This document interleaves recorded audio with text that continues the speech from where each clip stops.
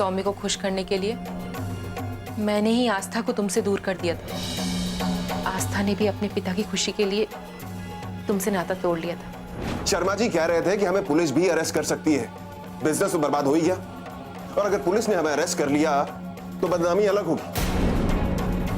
जो भी फैसला करेंगी मासी करेंगी।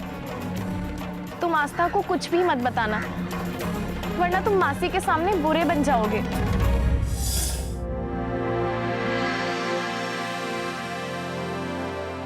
नमस्ते मैडम।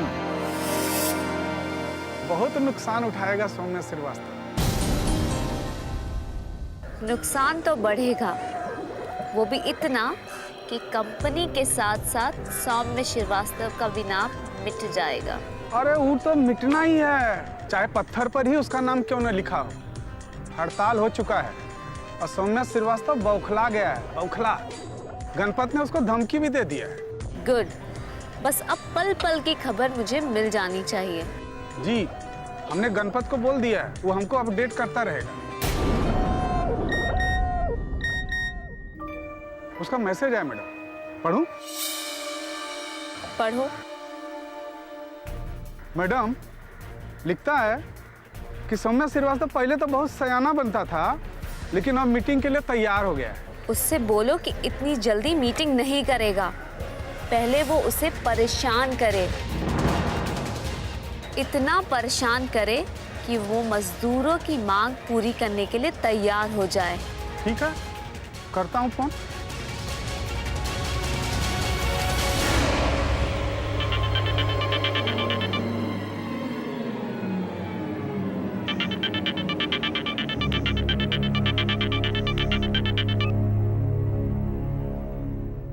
हाँ जी भैया जी, बोलिए ब्रिज बिहारी जी। अबे अबे फोन क्यों नहीं उठा रहा था बे? ये तो हाँफ क्यों रहा है? अरे हम थोड़ा रियाज कर रहे हैं अभी। रियाज ही करता रहेगा?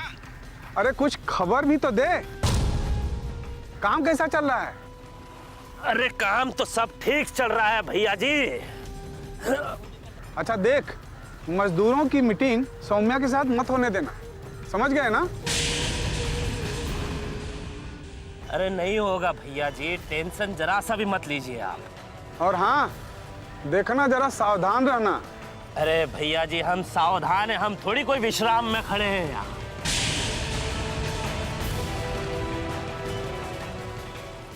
अच्छा भैया जी, अब फोन रखिए, हम थोड़ा रियाज कर रहे हैं, ठीक है?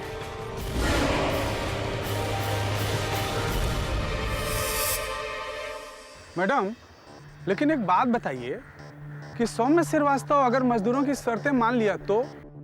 कोई भी बिजनेसमैन गलत शर्तें मानकर नुकसान का सौदा नहीं करेगा। लेकिन मैडम जहाँ तक हम जानते हैं कि सौम्य श्रीवास्तव बिजनेसमैन से पहले एक जिद्दी इंसान है, और कहते हैं ना कि जिद्दी इंसान के आगे तो राक्षस भी भाग जाता है। ब्रिज बिहारी, वक्त से बड़ा राक्षस और वक्त से बड़ा फरिश्ता कोई नहीं होता। जब इंसान का वक्त बुरा होता है ना, तो वही वक्त राक्षस बन जाता है, और वही वक्त इंसान के लिए फरिश्ता बन जाता है जब वो इस इंसान की किस्मत चमका देता है। अरे बिल्कुल सही कहा मैडम, यही तो हमारे साथ हुआ ना। अब देखिए, पहले हम ब्रोकर यूनियन के प्रेसिडेंट थे तो बहुत टेंशन में रहते थे, लेकिन जब से आपसे जुड़े हैं ना, हमारी बैलगाड़ी लगता है घोड़े से चल रही है, और हमारी बैलगाड़ी को हार्स पावर मिल गया। ब्रिज बिहारी, सॉरी मैडम, सही वक्त पर गलत कहावत जोड़ दी। नहीं ब्रिज बिहारी, मुझे गुस्सा इसलिए नहीं आया कि तुमने मेरे लिए घोड़े की मिसाल दी है, बल्कि मुझे गुस्सा इसलिए आया है कि तुमको इतने दिन लग गए ये बात समझने में। क्या करें मैडम, हम ये हाथ की लकीरों में बहुत विश्वास करते हैं। जो हाथ की रेखाओं पे उलझा रहता है ना, वो उंगलियों की भंवर में फंसा रह जाता है। मतलब? फिंगरप्रिंट समझते हो? जी।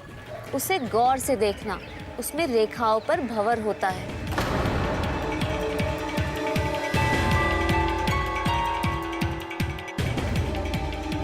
ठीक है मैडम, चलते हैं।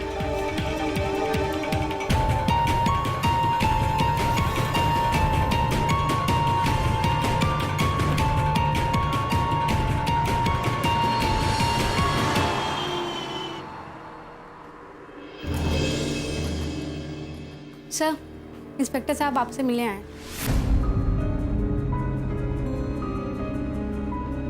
इंस्पेक्टर, ठीक है, भेजो। Okay sir.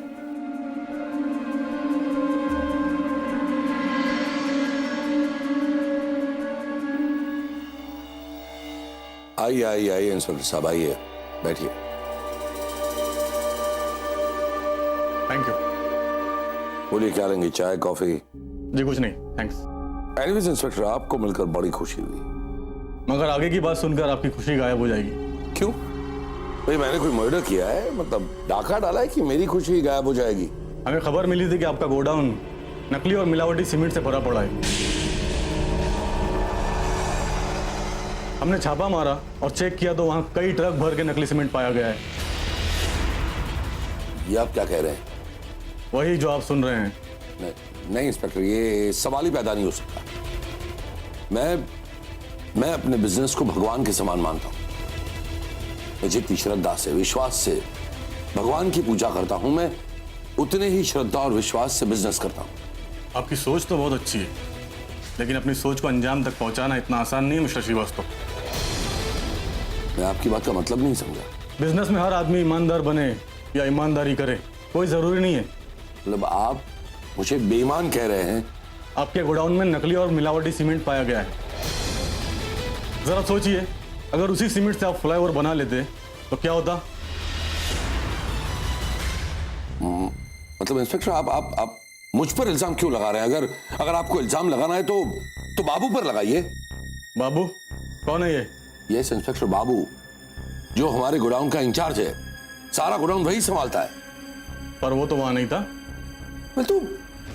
तो साइट पर होगा या अपने घर पर होगा, जाइए ढूंढिए उसे पूछताछ कीजिए, और उसके बाद आपको जो लीगल एक्शन लेना है लीजिए, उसे अरेस्ट कर लीजिए। मैं आपके साथ हूं।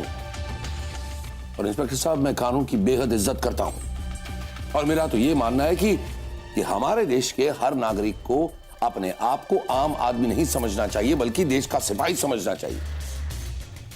और एक सिपाही सिर्फ वर्दी से या हाथ में हथियार रखने से नहीं होता, सोच और विचार से एक इंसान सिपाही बनता है।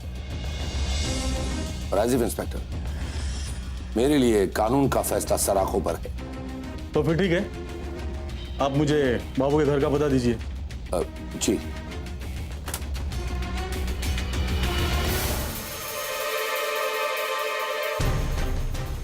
स्वाति, इंस्पेक्टर साहब को बाबू के घर का पता दे दो। Thank you inspector. Thank you very much. आपसे मिलकर खुशी हुई।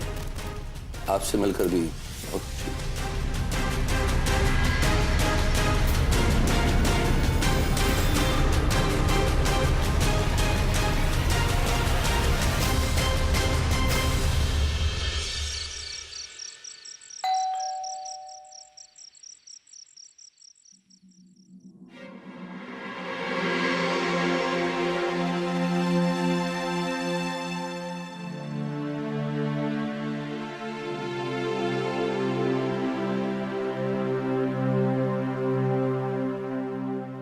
साहब, पानी लाऊं या खाना लगा दूं?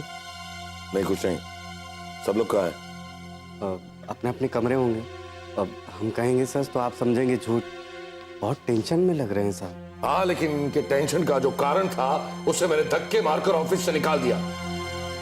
प्यारे अली को तो निकालना ही था। लोगों की सच्चाई जो सामने आ गई। वो हमारे घर में दरार पैदा कर रहा था। आरती, दरार तो तब कहते जब उसने झूठ बोला होता, गलतफहमी की दीवार पैदा की होती, पर उसने तो सच ही बोला है ना। भूमिका, तुम्हें जो कुछ भी कहना है वो मुझसे कहो, मुझसे पूछो, मैं जवाब दूंगा। जवाब तो दे ही देंगे। बातों की भंवर में फंसाना तो बहुत अच्छे से आता है लोगों को। यार तुम जाओ। देखो भूमिका, मैंने जो कुछ भी किया है, मैंने जो गलती की है, रादर मैंने जो जुर्म किया है, उसका मुझे पछतावा है। लेकिन भूमिका, उस वक्त मेरी सोच अलग थी और आज मेरी सोच बदल चुकी है। मैं बदल चुका हूं। अब मैं पहले वाला सौम्य नहीं रहा। आरती, मैं भी बदल चुकी हूँ। मैं भी पहले वाली भूमिका नहीं रही जो आंख मूंद कर किसी पे भी भरोसा कर ले। आई एम सॉरी भूमिका। आरती, सॉरी कह देने से मेरे दिल पे जो जख्म लगे हैं वो मिट जाएंगे क्या? या जो लोगों की इमेज मेरे दिमाग में बनी हुई है वो मिट जाएगी?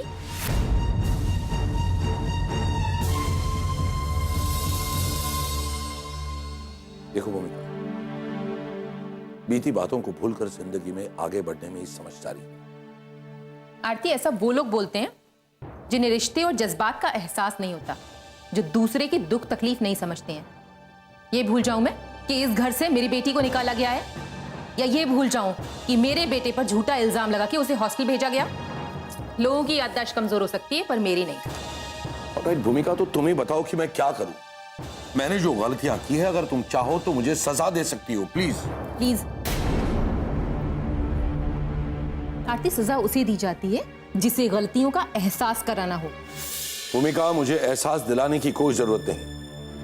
मैं जानता हूं मैंने जो गलतियां की हैं, मैं उन गलतियों को अच्छी तरह से जानता हूं और मुझे मेरी उस हरकत के लिए पछतावा भी है। मैं तो माफ कर दूंगी आरती, पर अगर आस्था को पता चलेगा तब? नहीं भूमिका, भगवान के लिए ऐसा मत करना, वरना मैं आस्था की नजरों में गिर जाऊंगा। मेरे इतने जुर्म सहने के बाद भी आस्था ने मुझे कभी गलत नहीं समझा, लेकिन अगर उसे मेरे इस सच्चाई का पता चल गया तो उसके दिल में मेरे लिए जो इज्जत है, प्यार है, वो निकल जाएगा। इज्जत और प्यार नहीं, सिर्फ उसका भ्रम है। जिस दिन आस्था को सच्चाई पता लगेगी ना, एक्चुअल एहसास तो तब होगा किसी को। इसी बात का तो डर है कि आस्था की नजरों में मैं गिर जाऊंगा। कल तक मैं आस्था की ओर देखता तक नहीं था, लेकिन आज जब आस्था को मेरी सच्चाई के बारे में पता चलेगा, वो मुझसे मुंह फेर लेगी और ये मैं बर्दाश्त नहीं कर पाऊंगा। प्लीज भूमिका, इसीलिए इस बात को यहीं पर दफन करो। आरती, दफनाया मुर्दों को जाता है, जज्बातों को नहीं।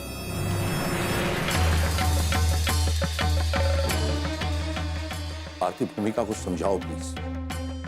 भाई साहब, जब घाव ताज़ा हो तो उसे खुला छोड़ देना चाहिए, जिससे वो जल्दी भर जाता है। वैसे भी भूमिका को अभी बहुत बड़ा सदमा लगा है, उसे अपने हाल पर छोड़ दीजिए।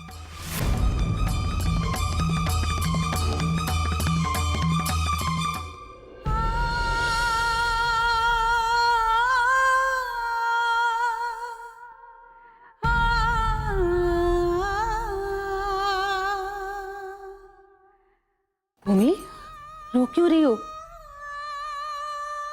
आरती, एक माँ ने तो अपने दिल की भड़ास निकाल ली, और माँ होने के साथ साथ मैं पत्नी भी हूं। मुझे अब एहसास हो रहा है, सौम्य के साथ में इतने कड़वे तरीके से बात नहीं करनी चाहिए थी मुझे। भूमिका, अच्छा हुआ जो तुमने अपने दिल की भड़ास निकाल ली। यूं चुप रहकर अपने आप को तकलीफ देने से तो अच्छा है कि सब कुछ उगल दिया जाए। तुम्हारे कहने पे मैं इस घर में रुक तो गई, पर अब मुझे एहसास हो रहा है मेरा ज़मीर गवारा नहीं कर रहा। जिस घर से मेरी बेटी को निकाल दिया, उस घर में मैं सांस लूं। मुझे तो अब ऐसा लगता है कि इस घर की चार दीवारी मेरा मजाक बनाती है। भूमिका, एक बात कहूं, मैंने तुम्हें पहले भी समझाया था, तुम भाई साहब का सामना करके उन्हें एहसास दिलाओ। तुम पहले तो मेरी बात समझ गई थी, फिर आज अचानक घर छोड़कर जाने की बात। तुम मुझे बताओ, इतना सब होने के बाद भी अगर मैं इस घर में रुकी तो आस्था को पता चलेगा, वो क्या सोचेगी मेरे बारे में? और अगर तुम घर छोड़कर चली गई और आस्था ने तुमसे सवाल किया कि तुम घर छोड़कर क्यों जा रही हो, तो क्या जवाब दोगी? तब तो तुम्हें उसे सच बताना होगा ना, और तब आस्था को सच पता चलेगा, तब क्या होगा? भूमि, तुमने आज तक इस घर को संभाला है, इस घर को स्वर्ग बनाया है, इस घर को बिखरने से बचाया है। मैं तो यही कहूंगी कि तुम भाई साहब का सामना करो, उनके सामने रहकर भी उनसे बात मत करो, उन्हें उनकी गलती का एहसास दिलाओ। यही सबसे बड़ी सजा होगी उनके लिए। अच्छा ठीक है, पर तुम सौम्य से साफ साफ कह दो कि उससे बात करने की कोशिश ना करे। ठीक है, मैं भाई साहब से कह दूंगी।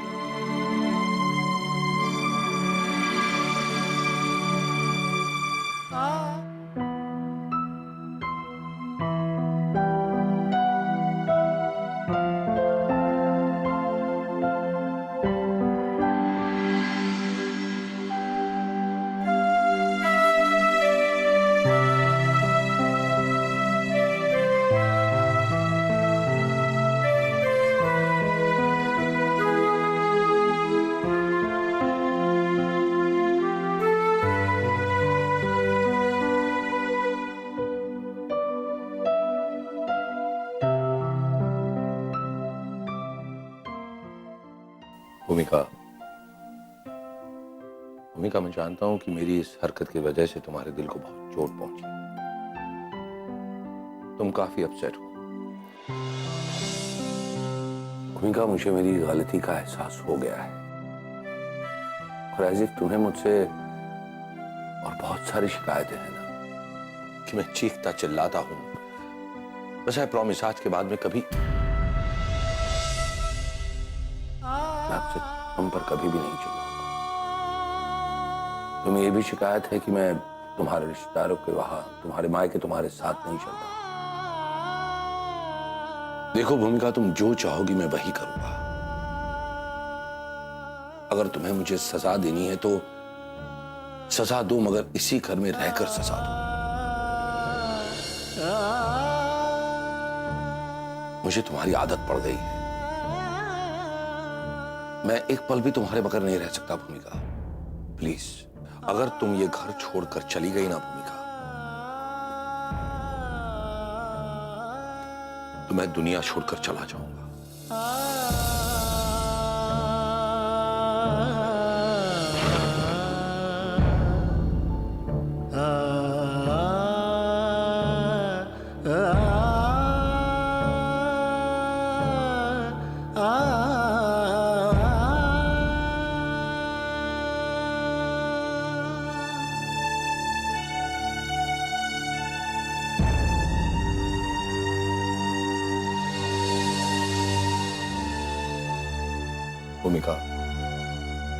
भूमिका, देखो, तुम्हारी ये चुप्पी मुझसे बर्दाश्त नहीं होती।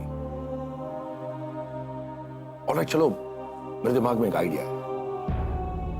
मैं आस्था को वापस बुला लेता हूं एंड आई एम श्योर आस्था के वापस आने के बाद इस घर की खुशियां भी लौट आएगी। प्लीज भूमिका, छोड़कर मत जाना मुझे।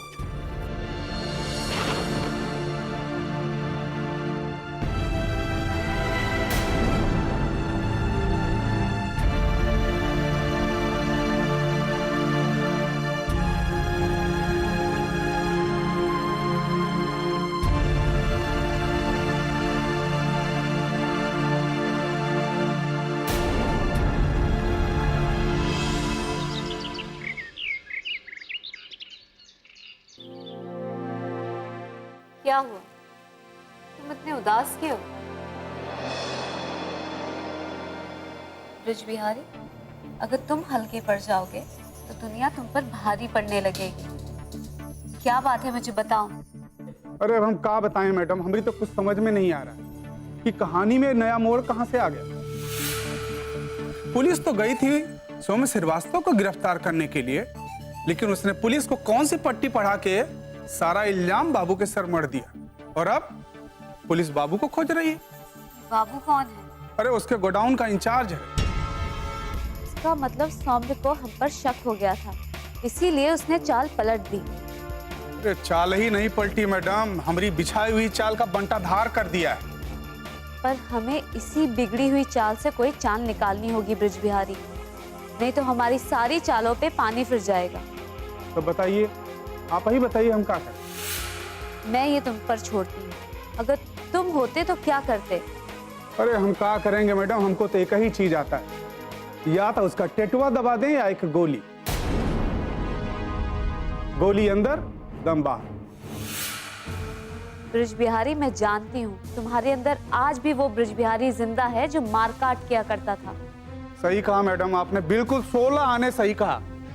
मैं बौखला जाता हूँ जब वो ब्रिज बिहारी जागता है तो बस मार के चुप कराता हूँ कि चुप हो जा बिटवा। अभी कारपोरेट में काम करके सुधर गया ना तो सुधर आ रहा। मेरे दिमाग में एक आइडिया है, इससे पहले पुलिस बाबू को अरेस्ट करे, तुम बाबू को ढूंढो और उससे सारी सच्चाई का पता करो।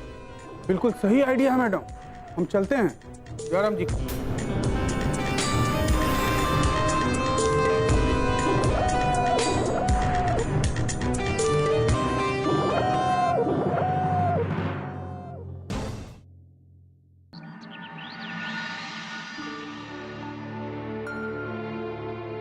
सर, अदा का है? ये इमरान खान है सर, लगता है एटीएम की चोरी में इसका हाथ है। तो इमरान खान है तो क्या करूं? अभी मैं सौम्य श्रीवास्तव का केस देख रहा हूं। आत्महत्या खायला चल।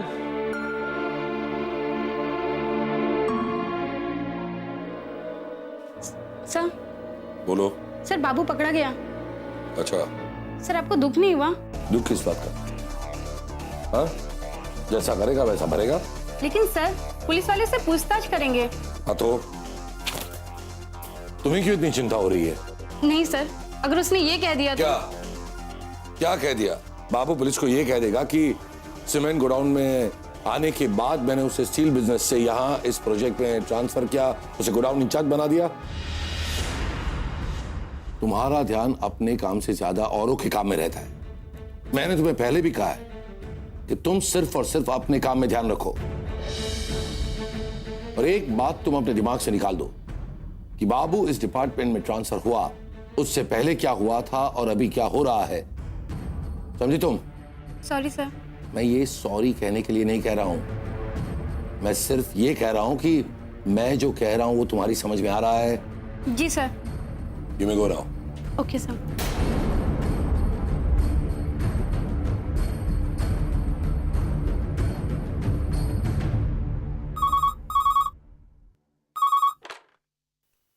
हेलो। हाँ जी, इंस्पेक्टर पाटिल हियर।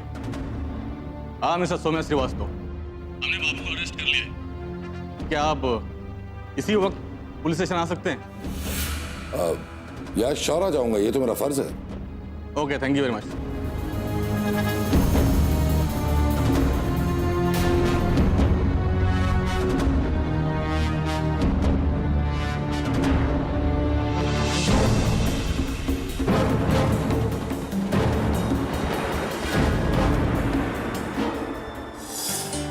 और हार मुझे मंजूर नहीं है ब्रिज बिहारी, क्योंकि पूरी जिंदगी में हारती हुई आई। अब बारी सौम्य की है। न मेरे पास वक्त है और न पेशेंस। ब्रिज बिहारी, मुझे किसी भी कीमत पे सौम्य श्रीवास्तव जेल में चाहिए, ताकि उसकी इज्जत मिट्टी में मिल जाए और वो सर उठा के ना जी सके।